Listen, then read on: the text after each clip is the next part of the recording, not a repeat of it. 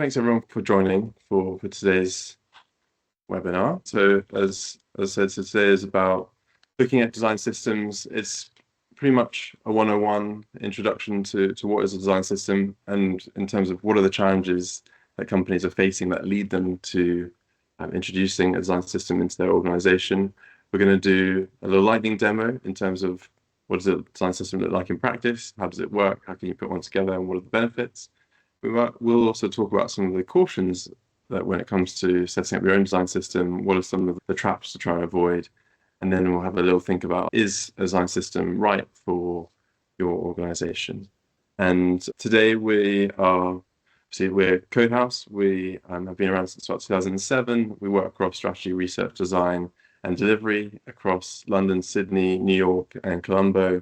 And we focus on delivering modern enterprise digital experiences. So what that really means is, on the one side, we hope and help organizations transform the bits that the customers don't see, which is making sure that they have a flexible, composable platform with all the different technologies integrated into one cohesive system, as well as helping them to modernize their processes as well to deliver world-class digital experiences. And that can mean lots of different things for all sorts of organizations, but typically that's omni-channel, apps, IoT, powered by that composable platform with modern processes.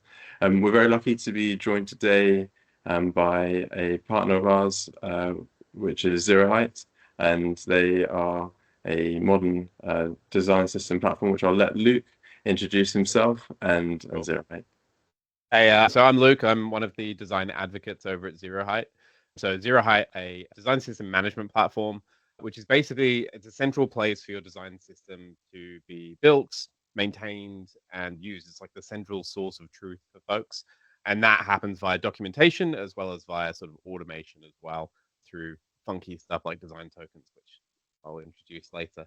It's also the single place where you can also run your governance for your design system. So all of your collaboration between team members and approvals and all that kind of stuff, as well as measuring, single place to measure as well. So you can measure the adoption of your design. Fabulous, thank you. And so to take us into today's session, I'm going to hand over to Mahmood, and later on we'll have Rory, our lead designer. But for now, I will hand you over to Mahmood, our head of design. Thank you, Sean. Hi, everyone. So I'm Mahmood Ali. I'm the head of design here at Codehouse. So I want to present some challenges often faced by organization, more to prompt you to critically think about the state of your current processes and delivery, and if it's impending on your ability to essentially scale. So starting with the slow launch of new features. A common challenge you may have faced is just simply trying to launch new features. This isn't exclusively a design issue, but the number of times clients have struggled to launch new features because their designs have been created in isolation without the consideration of scalability is sadly more common than expected. The slowdown of work and redundant work, potentially even delaying a time-sensitive campaign launch, for example. Compounding this, we also have non-scalable designs, having features forcibly incorporated into an interface, which can cause design debt that can be accumulated. Not only does this make your interface more unwieldy, but it also appears like a Frankenstein of the original design direction and language. This leads us nicely to inconsistency and quality issues. A challenge associated to the first point is how feature development or development in general can easily become out of sync of your designs. You often see scenarios like this appear, especially in time-sensitive or budget-constrained circumstances, whereby significant design decisions are made during the development process because there wasn't enough time to coordinate with the design team or to get a feature released. As this occurs multiple times over a certain period, it compounds itself into a scenario where your live digital product is completely out of sync of your original designs, creating an incoherent user interface that can obviously tarnish the brand perception, but also leave you in a situation where you're only digging the grave deeper in order to release new features. This then takes us into inefficient comms. This also highlights how these scenarios and potential challenges in many cases just comes down to inefficient or lack thereof communication, creating a scenario where teams are completely misaligned and out of sync of the overall vision and goal, whether that be at a feature level or holistically. Now that we've reviewed some of the challenges, what are some of the benefits and opportunities of establishing and utilizing a design system? Starting with reusability. By creating a library of reusable components and predefined patterns, we reduce the time that it takes to develop and launch new features. Additionally, this ensures consistencies within your interface. The next is collaboration. The very nature of design systems operationally opens up the communication between design and developers and the wider team, and they are contributing to a single source of truth, with everyone engaging and aiding in its governance to varying degrees, fostering an environment that is collaborative and also creates a shared vision that the organization can get behind. Then we have quality. As I'd mentioned above, with the creation of libraries and a more detailed level of guidance, ensures that the newly designed components conform to the standards already set out, promoting high levels of quality throughout a product portfolio. Then we have scalability. As design systems are often considered the single source of truth, they are often architecturally set up using methodologies such as atomic design and the associated workflows and processes to build upon this architecture. That means you already have an environment that is ready to mature and scale. This architecturally starts with the smallest elements or styles such as typography, colors, etc. Then these elements in a combined state can form a button. Then you have the button present within a form component. Then that form component can exist with other sibling components within a single page or template. This approach to building out your interface opens up the opportunity of process, ensuring that at each stage you are considering key aspects such as accessibility, user experience, interaction, behavior, and visual identity. This process ultimately creates a higher quality product that is both robust and scalable. And finally, we have time to value. With the various benefits and opportunities that I've highlighted above, ultimately means you can expect to see a decreased time and value. Now that I've highlighted some of the benefits and opportunities, you may actually be wondering, what is a design system? Just bear with me. You may actually be interested to know that there isn't a standard definition of what a design system is, and many leaders within the space have come up with their own definition of what it is and what it entails. But arguably, the lack of definition actually allows for a wide breadth of scenarios to exist for scaling organizations. It is worth noting that the nature of design systems reflect modern workflows and processes. To help break this down, I will cover 6 scenarios. Each can be defined as a design system, starting with brand identity, visual language as a design system. This is probably the most common and oldest definition, and likely one most people will associate with when thinking of artifacts such as style guides. It's where all components that define the brand visual language are documented for reference, things such as colors, typography, spacing, and so on. Next, we have tools as a design system. This is directly associated to digital products. This leans towards a conversation of tools such as UI kits. There are homes to design components and elements primarily for designer utility and typically created in design applications such as Figma or Sketch. On the development side, there are component libraries where you would have shorthand code snippets to reference code elsewhere.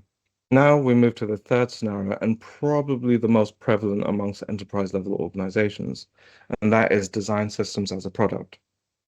This is something larger organizations use to be more efficient and consistent at scale. A lot of popular design systems have setups that are aligned with design systems as a product. Things such as Google's Material Design, IBM's Carbon, and the Lightning Design System from Salesforce. These will contain many elements that is transparent and is intended for education, reference, and use by the organization. The primary differentiator being that design system as a product will have dedicated teams that focuses on the development and maintenance of the design system, typically with a backlog and budgets afforded to them, and growing organically with the needs of the organization. Then there is design systems as a process. In this scenario, the focus is on workflows and processes needed within an organization and the governance that dictate who does what and when they do that. We then have design systems as a service. This is particularly interesting as the design system team is essentially its own entity, acting as staff augmentation that supports the needs of the feature development teams. In this scenario, the feature development teams will typically place requests to the design system team, which in turn will turn into a design that is created and designed within the context of the entirety of the design system. And finally, we have design systems as a practice. As an example, generally in a team, you want to have common language and standard definitions to avoid complications through workflow, focusing on creating a shared vocabulary. For example, a component could be referred to as different things amongst different teams, but a design systems as practice will help align that definition to create that shared vocabulary. So now that we've reviewed various scenarios that can be defined as a design system, here is a quote from the Norman Nielsen Group, which defines it in its most common form. A design system is a complete set of standards intended to manage design at scale using reusable components and patterns. The Norman Nielsen Group also describes two key elements of a design system. That's the design repository and the individuals who manage it. So within the design repository, you can have elements such as the style guide, the component library, the pattern library, and the UI kit. So as I've highlighted some of those elements, here are how it's essentially set up within that modern enterprise, breaking down how those elements can be categorized within that design repository. So it's worth noting that a design system is usually never complete. Even if you're at the early stages where you have started to develop a UI kit in Figma, that is okay. The goal is to start to unify practices into a singular platform and to extend how you define and document what you've developed for the design system for wider reference and usage. So now let's explore how a design system evolves over time, particularly in the context of launching a website. Here we have a visualization that illustrates the journey of initiating a design system and the associated time to value. The yellow segments represent the scope of work, with their height indicating the volume of work and their width representing the time taken. The pale purple circles show the amount of work that contributes to the design system, with their size reflecting the volume of work. As you can see, the journey begins with laying down the foundations of the design system. This involves with defining core elements such as colors, typography, grid layouts, and other fundamental elements. This foundational phase is critical as it sets the standards and guidelines for the entire design system. Next, we move into creating various elements such as components, UI patterns, and templates for the website. This phase involves substantial work and contributes significantly to the design system, with each new element and component making it more robust and comprehensive. After the MVP site launch, we transition to the subsequent phases of the roadmap, focusing on developing new features. For example, we want to progress into creating self-service capabilities and basic account management. In order to do this, we leverage the design system elements already established during the main website's development. While these new sections may require some unique layouts and components, much of the work involved is reusing and adapting existing elements, ensuring consistency and efficiency. As we advance through these phases, the amount of work required to develop new features decreases. This is because the design system components can be reused, reducing the need for creating new elements from scratch. This reuse accelerates the time to value as teams can quickly implement new features while maintaining consistency and adhering to standards. In these later phases, we observe a trend where the effort to develop new features diminishes greatly while maintaining high standards and consistency. It's through this period where you truly can see accelerating time to value, where the benefits of the design system become increasingly evident. The design system's efficiency and consistency leads to faster development cycles and more cohesive user experience. Just to highlight, it's important to note that the visualization is, of course, for illustrative purposes. The journey of a design system can, of course, vary, with different scenarios and unexpected challenges potentially leading to varying degrees of effort and contributions to the design system in different phases. However, the overarching trend remains. As design system matures, its value and impact grow significantly. In conclusion, a well-developed design system evolves to become a vital asset, enabling faster feature development and ensuring design consistency and enhancing overall efficiency. I now want to talk through the collaboration model for a design system.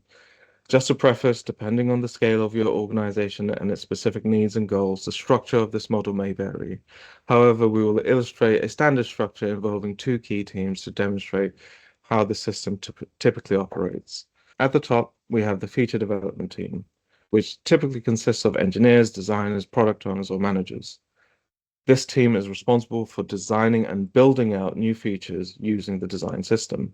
Their focus is on delivering high-quality, user-centric features that can meet the needs of the business and its users. Below, we have the design system core team. This team's main role is to maintain and enhance the design system. They possess a deep understanding of the design system and have a comprehensive view of all the various products and touchpoints that the design system influences. This team is crucial to ensure that the design system remains cohesive, scalable, and adaptable to new requirements. You can see that the feature development team utilizes the design system as a product. They consume its principles, usage documentation, UI kits, component libraries to design and build new feature sets. This ensures that all new feature sets are consistent with the established design standards, providing a seamless user experience across the organization's digital products. However, during the development process, the team may encounter scenarios where the existing design system components do not meet their specific needs. For instance, they may need a new component or a new UI pattern to fulfill a particular feature requirement. When this situation arises, the feature development team doesn't need to start from scratch. Instead, they create the necessary component while adhering to the design system's rules and guidelines. And once a new component is developed, the feature development team submits a request for it to be added to the design system. This request is reviewed by the design system core team, who ensures that the new component meets all the necessary criteria and can be integrated seamlessly into the existing system. Upon approval, the new component is incorporated back into the design system. This integration is a crucial step as it allows the new component to be reused across various products and touchpoints within the organization's digital portfolio. So the design system core team will now document the new component and provide updates to the design system's resources accordingly. In summary, the feature development team and the design system core team work in tandem to enhance the design system, ensuring that it remains a valuable asset that drives efficiency and consistency across all their digital products and touchpoints. This collaborative approach not only enhances the quality of the design system, but also ensures it evolves to the changing needs of the organization. Now that we've discussed the evolution of a design system over time and a potential collaboration model, I now want to discuss the measures of success. There are some methods that you could adopt in order to determine if your design system is successful. The first is the adoption rate. How widely is the design system being used across the organization? This can be measured by tracking the number of teams or projects using the design system. Then we have consistency. Are products and services that utilize the design system consistent in their visual design and user experience? This can be measured through usability testing, user feedback, and analysis of design artifacts. Next, we have time to value. Are teams able to design and ship products more quickly thanks to the design system? This can be measured by tracking the time it takes to design and launch products. Then we have efficiency. Are designers and developers able to work more efficiently thanks to the design system? This can be measured by tracking the time it takes to complete design and development tasks specifically. And finally, we have cost savings. Has the design system helped reduce design and development costs? This can be measured by comparing the cost of design and development before and after the implementation of the design system. Those are some of the methods that can be used to determine the success of a design system. I will now hand it over to Rory, who will showcase how a design system and the scalable architectural setup within a UI kit can provide significant workflow efficiencies. Thank you, Mahmood. So I'm Rory Garrity. I'm a lead product designer here at Codehouse. I've been here for 7 years. And during that time, I've seen numerous design systems mature over that time. My screen sharing okay? Okay, in this demo, we're going to present a narrative where we as an agency would use a design system to serve a client. And for that, we're going to use this demo design system that we created. So basically, this is using Brad Frost's atomic design structure. But as was the founder's intention, we've adopted it slightly. So he always created this baseline of how he believed design systems should be built out, but it should evolve. So one of the things that we've done is we take the atom elements and we place it within other elements like the color and the typography, iconography. Whereas in the rest of the UI library, we have shared molecules and organisms. And those are still fundamental items where we've got the likes of stuff that would contribute to the larger organism. So if we take, for example, just a simple form, we've got the states for the inputs, for the default state, for in focus, error states, or if it's a selection drop down, we have the states for that as well. Combine that with a button. So we've got what it would look like on hover, if it's disabled, secondary, tertiary options, etc. And that's the key point of this is we've taken what Brad Frost created, but we've also adapted it, how we like to use it internally. And that's the point of design system, that it could be flexible, it should be flexible to meet everybody's needs. Now, I'll show you briefly how we use zero height as well, but Luke will do a more thorough demo later on.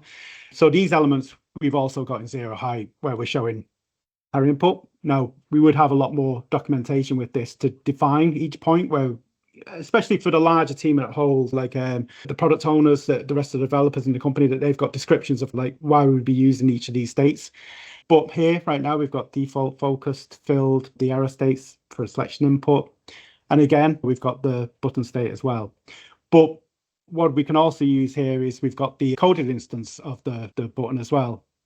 So we're using Storybook to embed this. And, we've set up the design system within Figma, but then our developers can also contribute to that when they're building out the UI layouts. They can, integrate it with Storybook. So then we can have this kind of depository in zero height where we can see everything.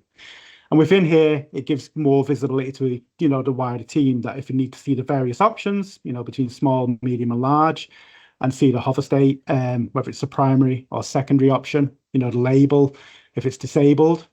Again, I'm whizzing through this. Luke will do a better demonstration later on, but I just wanted to give you a guide to like how we've created this so far. So we're going to present a scenario because we were saying like, how do we use design systems, us as an agency, to service clients?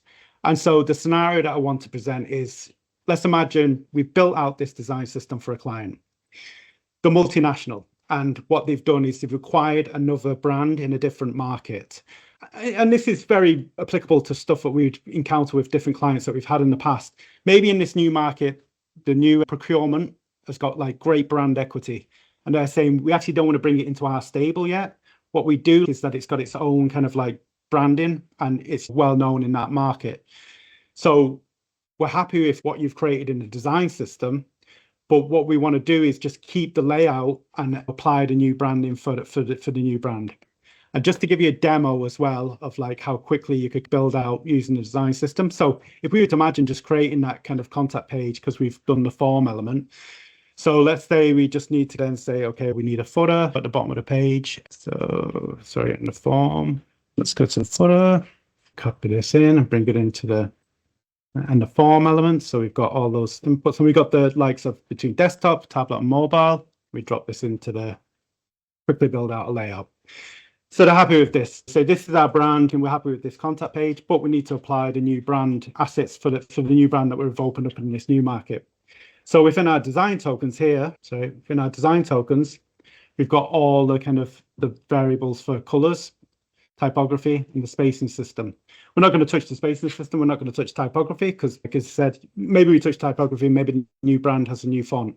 But right now, just for this demo, we're just going to do a simple thing. And what we'd actually do in reality is we'd keep these design system that we've created already for the primary brand, and we create a kind of a new parent one where it creates these duplicates of these assets, of these design tokens.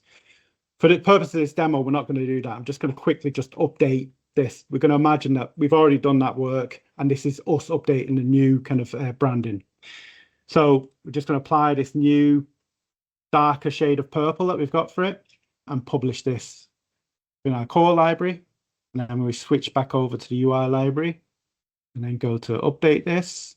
We'll see that it flushes through all the updates here. Now, that would give us the opportunity then to quickly check. Maybe we just want to do a pass on it and just say, okay, does this pass accessibility? It's AAA, so it's perfectly fine. So that's great. And that's then when we can share with the client, but we can also then say, look, we've applied it. Here's what the contact page now looks for this new brand. And if they're happy with that, then we'd then send it, push those changes back up into zero height. So here we just recognizes that those tokens have been updated, they've been modified. So we update and publish. And then within zero height as well. So where we had the form previously with the old branding or with the parent company's branding, when we update the Figma file, it would then flush through to zero height as well. Yeah, and this is just a very simplistic example. We're only changing the color, but the premise is like how quickly we could have what these structures that we've already built and make those changes. So it could be the changes that we're making, swift changes to the spacing system or the typography. But like in this example, we're just showing a quick example of just changing the color for a button. And then if you just show you the more kind of brand elements as well, that design token's updated as well here from when we pushed it from Figma. At the same time, we then communicate internally and just say, you know, this is all ready to go, and mark out the kind of the contact page as ready for development. Now, imagine a further scenario. Imagine this goes into QA, and during QA that the client sees it and realize, oh, actually, we've given you the wrong brand color. Like that was the previous iteration. It's been updated recently. Again, that would be a similar kind of thing where they send us through the hex code again. And rather than relying on these loose hex codes where they're just floating around, where we're referencing different colors, by having the variable named as the primary color, primary purple, it's clear between everybody, you know, between all the rest of the design team, but also developers as well. So that last change would be, okay, we've got an update for this. We'd push it through again to zero height, but there would be one extra step where we just, you know, communicate with our internal design team to say, by the way, primary purple is now this text value to change throughout their code base as well. Okay, yeah, and that's my presentation. Thank you very much, Rory. So I'll now take that back. So now that Rory's provided us a wonderful demo of some of the efficiencies that you can expect within a workflow, having those design system architectural setups can provide significant efficiencies, especially when it comes to amending key elements. But I now want to go over some cautions that you should be aware of when it comes to creating a design system, starting with maintaining and updating design systems. As I have described previously, the very nature of design systems are a reflection of modern processes and the products it's designed for, which to that point means it is meant to continuously evolve. However, this continuous evolution is a resource-intensive activity, which requires investment from the organization. To play out a scenario, it may be tempting to create a design system alongside a large digital product launch and remove any further investment, only choosing to continue to focus solely on feature development without any further design system updates, essentially. This, however, will leave you in a position where your investment will slowly deteriorate, falling behind the state of your actual digital product and degrading its value to a point where it becomes completely redundant. Another advisory is governance. Previously, I said how design systems can help improve governance. However, this governance is heavily reliant on those who manage it. So there is incentive to ensure that there are clear roles and responsibilities. Along with this, there is the process-driven collaboration of teams, which if not maintained, you run the risk of misalignment, which can become a friction point to the progress of the design system and potentially its degradation. Thirdly, I want to mention using a design system and its adoption.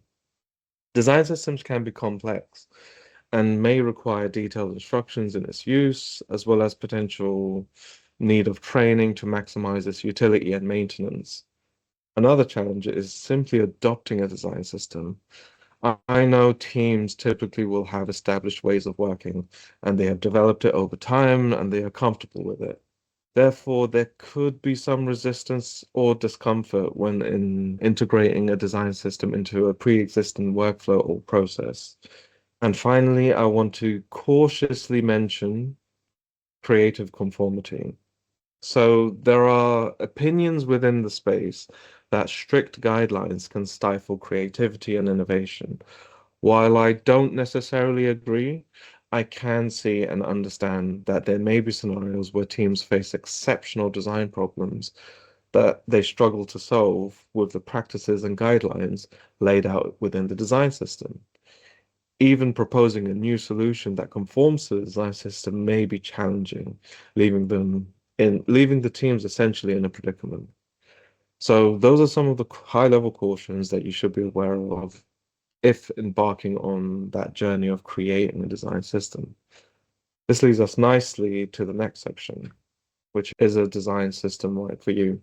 So the first point I want to cover is, are you intending to iterate on your digital experiences?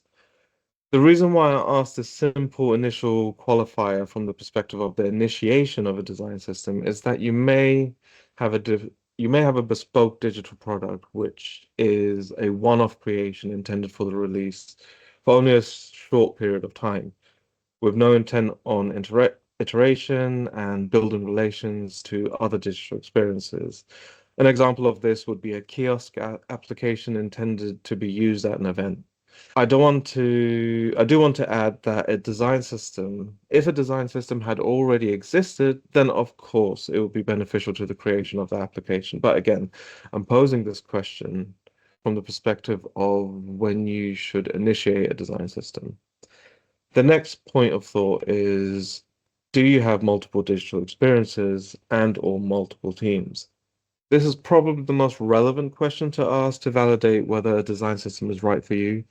Not only does it highlight that you're already working at a degree of scale, and along with that, you likely have many artifacts, many processes that has helped your organization get to that point.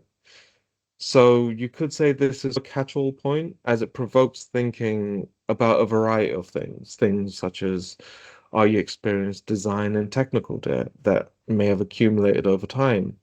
Do you have workflow issues such as the communication between your various teams? And are you struggling with slow time to market with constant duplication of work? This takes me to my final point, which is challenges with speed, quality, and consistency as you scale. Another highly relevant question to ask.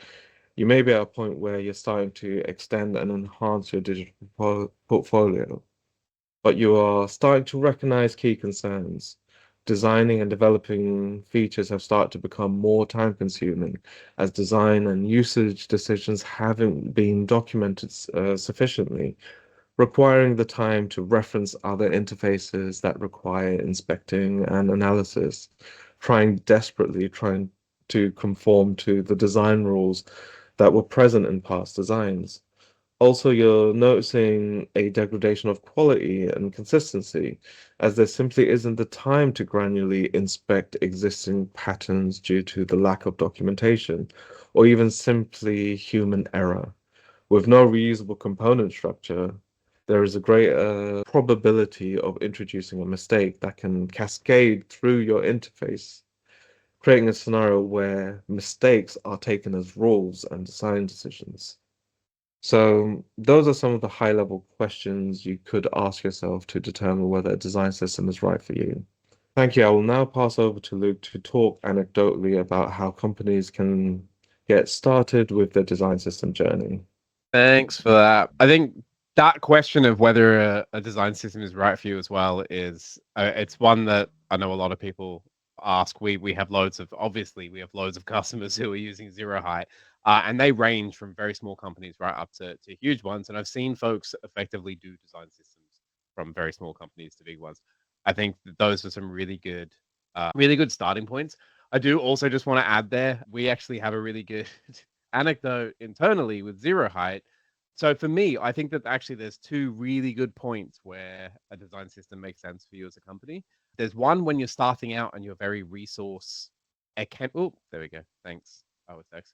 Yeah, when you're starting out and you're resource light, a design system can speed up. So that was something that we did. One of the first decisions we made as a 3-person company when Zero Height was first starting out was to build a relatively robust sort of design system because we knew that our resources were going to be pretty light going forward for a period of time. And we needed something that was going to speed up our development processes. However, once we got past that hump of the MVP of the design system, we've put that on the back burner since then because now we're not at a size of company. We're only about 5 designers internally. We're not a size of company where a design system makes sense. So it's just been chucked on the back burner.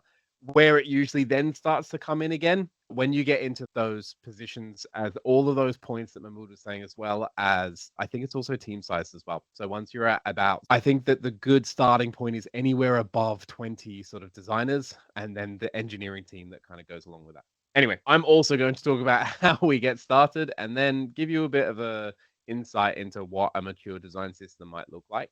So I think that getting started on the design system, it's always a daunting task. And I think that the biggest thing that you need to start with is you need the people who have the passion behind it to get started. And I think you need the right people who have the passion behind it to get started.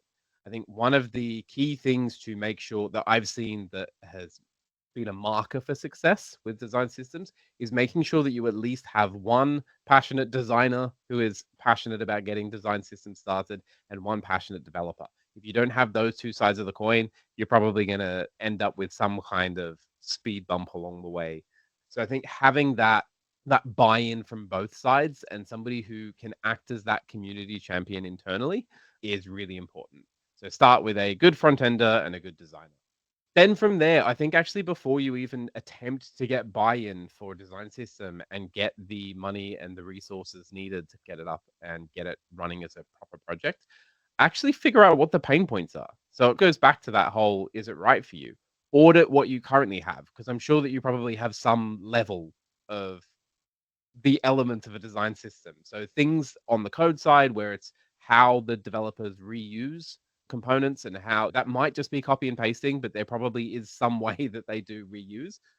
Probably going to be a bit more complex than that. And then similarly on the design side, it's pretty rare to come across a team that doesn't have some level of style set or some level of having like reusable assets that they use in their Figma or Sketch files. So audit what you currently have, audit where the common components are in all of your interfaces, and also talk to your teams, talk to your designers, talk to your developers, talk to the PMs, talk to the content people, talk to anybody who interacts with how the product is built, and figure out where their pain points are, figure out where their like burning issues are, so that you can start to develop an idea of what it is, what the task is ahead of you, and what an MVP might be, what that first stage of like usable design system might be, because that should be what you're aiming for to begin with, is what is the minimum point that we can get to with this design system concept where the people using it are actually going to start to see value, and how they can do that in a really good, scalable, reusable way. Next up, the buy-in. We talked into all the different ways that you can measure a design system. There are a multitude of ways that you can measure usage of a design system. The one piece of advice that I'd give is use the language that people want to hear, that your senior stakeholders want to hear. Figure out what the metrics are and the things that they care about within the business, whether that is speed of delivery, whether that is quantity of delivery, whether that is quality of delivery. But it will require going and actually talking to those people and figuring that out. And actually, it's not always as obvious as you think it might be. My assumption is always that it's speed of delivery, but that's because I come from the world of startups before Zero Height, where speed of delivery and making sure that it's quick and good quality is like the paramount thing. That is not always the case. I've got a colleague in Zero Height who came from big enterprise tech, and The thing that ended up getting them buy-in for their design system was that a design director needed something sparkly for their CV, which is not a great way to sell in a design system. But they knew then that the important thing for them was actually having the assets for the design system that would look impressive and good. So they built the way that they would get to the MVP and get that initial buy-in so that they could keep building the team and keep building on the design system based around that. Similarly, I know the folks at Wise, when they first were building out theirs, a lot of their decisions were driven by the fact that they knew that they had to grow their product team. So they wanted to use the fact that they had a robust and working design system as a hiring tool, which again, not the obvious ways to do it. Figure out what your senior stakeholders care about and what will make them give you the money and the time to do the design system, and then focus on those bits to make sure that the job can get done when it comes. Next up, a big thing that we've learned time and time again is making sure that you're building community along the way. This feels like a very nebulous thing. It's basically just shouting about the design system and getting people to care about it internally. This means that constantly talking about it, constantly posting about it, having those regular touch points with the rest of the company, but also finding those people in the company who care about it as well and collecting them, getting those as your internal advocates of the design system, because it's one of those interesting things where the amount that you can get, resource and money when it comes down to it, or time to focus on the design system is usually directly correlated with how much it's known about and loved. And those things are usually in the soft parts, not just in the build it and they will come. If you do the build it and they will come model quite often without talking about it ever, quite often that's how you end up with those ivory tower design system teams who think that they can sit in their ivory tower and dictate to everybody else how to do things. And it just ends up in quite a toxic work environment. And unfortunately, there have been design system teams where that's happened. And I think it's a very fast way to get deprioritized at some point and get all your team members taken away from you. And then finally, it was mentioned before around treating your design system as a product. It is one of the best ways that you can do. You can do things to make sure that it's successful, and goes into that point as well where design systems aren't a one and done. It's not something that you build and then you just leave. That is a good way to have something that is relatively ineffective. It is something that you do consistently have to manage over time, and will keep giving the benefits over time. It will make sure that you consistently have a happier team, and you have a more efficient and effective team who spend their time on the parts of their job that are the most important in terms of the craft of their job, as opposed to constantly recreating things that have been recreated a million times before. Treating it as an internal product with roadmap, with goals, with principles behind it, all of the ways that you would treat a normal digital product is great, with the intention that eventually, actually, you don't even treat it as a product. It is just seen as infrastructure within your company, the same way that you would with a dev platform team, for example. Design systems, hot take, but in my mind, in 5 years' time, design systems shouldn't be a thing, because design systems should just be baked into the way that product works and product processes work. And all the things that we think of as a design system are just seen as normal product process. Anyway, now to show you what a high functioning design system might look like. So obviously at Zero Height, we're very fortunate in that we get to work with a lot of folks who from all across like the industry. Make sure that is working. Is that sharing currently? Yeah, we can You see see my it. window? Perfect. So yeah, we work with loads of folks. Some of the bigger design systems that you might have heard about, even folks like Salesforce and Uber and Eventbrite, all use Zero Height, which is really cool to say. There are obviously loads of others that don't use Zero Height as well, and I am a big believer in using the right tool for the job. But a lot of these mature design systems, one of the things to remember with them is that, as I said, these are all living, breathing products, and nobody has finished. Nobody's nailed it.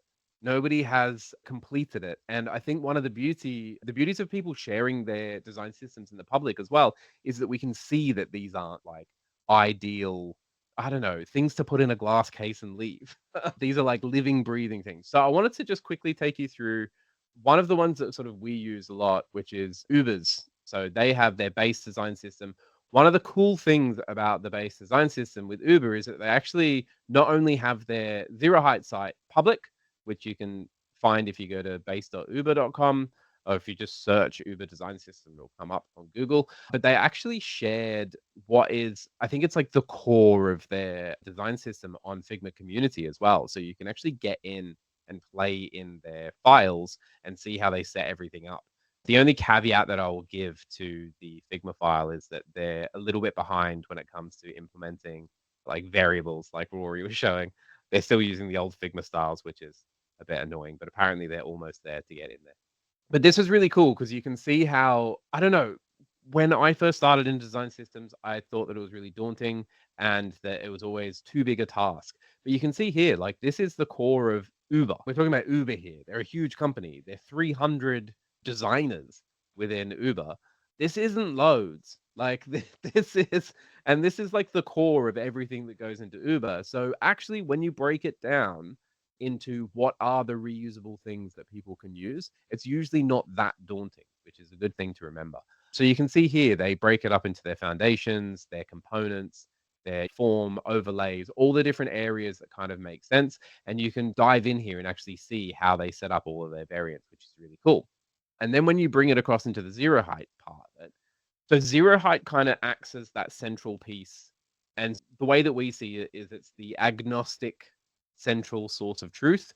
It's not in the design tools, so it's not a place where only designers are comfortable. It's not on the code side in something like Storybook, where only the developers can contribute and are comfortable in. It sits in the middle and talks really nicely to all of the other tools. And when it comes down to it, a lot of the core of what Zero Height is documentation. When I talk about documentation, usually that comes down to three parts. You've got your foundations.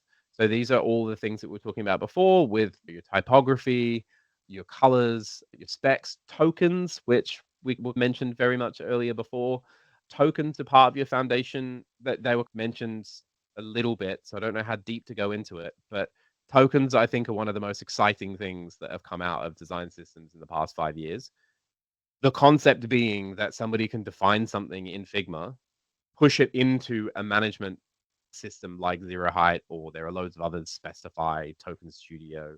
It gets transformed and then basically spat out to code. So the idea being that in its purest form, somebody can make a change in design and that will be reflected in the code with minimal effort in between. And so the idea of that, I don't know, it makes me really excited. And the sort of promise of that is really exciting because it means that you can have this central source of truth of these base decisions, design decisions, that are then synced across both your design tools and your code. Anyway, I'll stop going on about that. So we have the foundations. So foundations, this goes from actually what they are, but then also the principles behind the foundations, where you can document the rules, like where you use and how you use things, the scale, and go into really nerdy parts. Uber are a really good example of heavy documentation. They go like quite heavy on the amount that they talk about. And this is really great when you're onboarding people. It's also really great as the sort of Bible to reflect back on when it comes to any of the documentation parts of this. When you're doing things like critiques and you're feeding back on either the design side or the implementation on the code side, you have things to reference and you have something looks a little bit off. You can actually go into the documentation and check whether this is something that has been defined as like a do or a don't, and understand where those kind of decisions come from. It's also a part where you can document your higher level guidelines as well. Things like your content design, your product voice, your product tone, the words that you use as a company, the acronyms you use as a company, all of those kind of like high level things. And then even things like what your design principles are. Things like I love this concept that they have of shifting the unequal power dynamics, and they use that as one of their driving design principles. You can document these, have the why behind it as well, so that when you're onboarding people, or again, using it as like a touch point, you can refer back to it and have that there.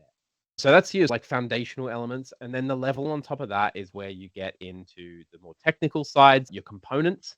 It's where, I don't know, when people talk about design systems, this feels like what a lot of people do talk about. Let's look at something like the button, which is everybody's favorite component. So again, you can go into detail, and how much detail you go into is dependent on your context. But again, they've gone into a lot of detail here of what makes up the button. What are the different elements that you can change and why you would change them and why you would use them in these situations. Things like actually specifying do's and don'ts so that you can have really clear, like almost like frequent misuses in your design so that, again, people can just learn these things. The idea being that this documentation acts as a central point where people can go back and reference, which hopefully in the end, everybody just knows these things in their core as they go through. But you can also do this on both the code and the design side as well. So the things that you can do, Uber, as a good example, they haven't actually migrated everything into Storybook yet. They still have a fair bit, but similar to what we were showing with the Storybook implementation, they have on their code side all of these ways that people can actually get in and change using the props and then see how that impacts the code. So it's a really good like learning tool if you're trying to get somebody onboarded onto a new part of the product. I'm whizzing through here. And then on the higher side, I mentioned patterns as well. And I don't think that's something that's been mentioned before. This is another area that Uber are building out. Patterns, I think, are actually a really interesting, exciting part of design systems because patterns are the high level sort of experience and how you can unify and like codify common experience patterns and how you want people to handle particular experiences. So I think a really good example of this is actually something that doesn't use Zero, right? But Gov UK, they have a great library of patterns here where you're talking about these concepts like checking answers or completing multiple tasks and how you manage these in a like way that is consistent throughout the entire product that you have and explaining not only the how you implement it but why and the research that went into it in the background and why this is important for accessibility. I think patterns is one of those areas that like more people need to start documenting. I think that is my whiz through of all of the things that we can do. I think the only other thing, nah, it's fine. I was going to show how we implement on the code side in Zero Height, but I think you did a great example in the storybook instance. And just to know as well that there's even more coming into that in the coming months as well on the Zero Height side. Fabulous. Thank you, Luke. That was an incredible demo of kind of going from like where to start was in like day one, and then when on day, I'm not sure where we are, day something thousands, like where you can get to, obviously with the massive team. I was just going to say, actually, one thing to point out there as well, because again, folks assume that we're talking with massive teams here. The core design system team at Uber are only 6 people. It's one thing to note that you don't need a huge team to achieve something that big. You just need good practices and something that you need understanding that you're going to build this over time. Yeah, that's awesome. I love your point about the community as well. That it's kind of, if you have that small core design system team, they have to bring everyone else along for the journey as well. It's no good to have a really strong six-person team building out all of that amazing design system, but not on using it because they haven't brought people along for the journey.